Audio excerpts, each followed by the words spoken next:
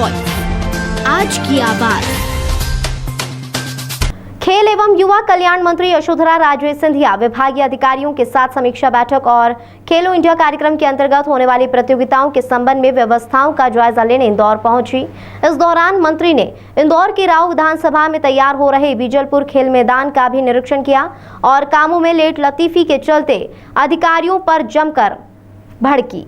वहीं मीडिया से चर्चा में मंत्री सिंधिया ने अधिकारियों को आड़े हाथों लेते हुए कहा कि पीडब्ल्यूडी पीआईयू की तबीयत कभी ठीक नहीं रहती। कभी खेलों में हर एक चीज जीवित है, एक एक व्यक्ति कुछ कर रहा है, भले वह इंडिया में हो या इंटरनेशनल खेल।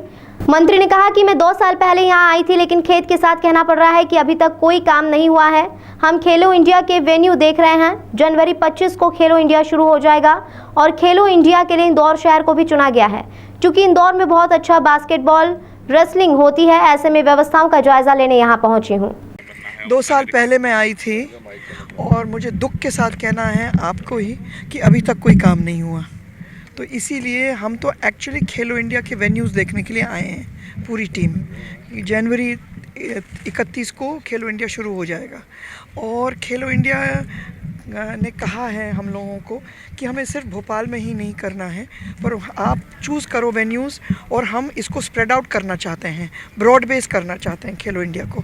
तो इसीलिए इस बार इंदौर को हमने लिया है क्योंकि आप लोगों के यहाँ बहुत अच्छा बास्केटबॉल चलता है, आपके यहाँ बहुत अच्छा रेसलिंग चलता है। तो ये 2 वेन्यूज़ हमने यहाँ इंदौर में दी हैं और आज हमारा काम ये है कि जाके वेन्यूज़ को देखने के लिए कि वहाँ कोई रेनोवेशन का काम करना है कि कोई रिकन्स्ट्रक्शन का काम करना है, उस चीज़ के लिए हम आए हैं क्योंकि हमारे पास अभी भी 3 महीने हैं बाकी। और उसके साथ साथ मैंने इन लोगों को कहा था कि मुझे बीजलपुर जाना है क्योंकि मेरी एक बहुत एम्बिशियस प्रोजेक्ट थी यहाँ।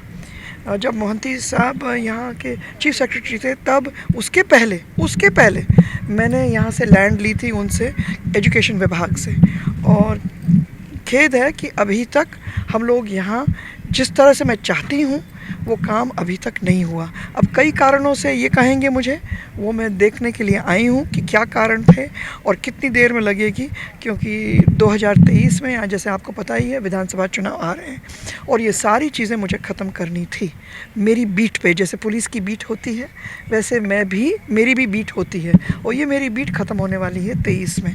तो मैं चाहती हूँ कि ये जो भी हम करें यहाँ, चाहे वो अपना हॉकी टर्फ हो या अपना एथलेटिक एस्ट्रोटर्फ हो या अपना इंडोर हॉल्स हो या अपने बैडमिंटन कोर्ट्स अलग से बने या टेनिस कोर्ट्स अलग से बने, क्योंकि यहाँ शायद 20 एकड़ की ज़मीन है, तो उसमें मुझे एक उसकी यार्डेज मुझे लेनी है, कोई लैंड वेस्ट नहीं करना।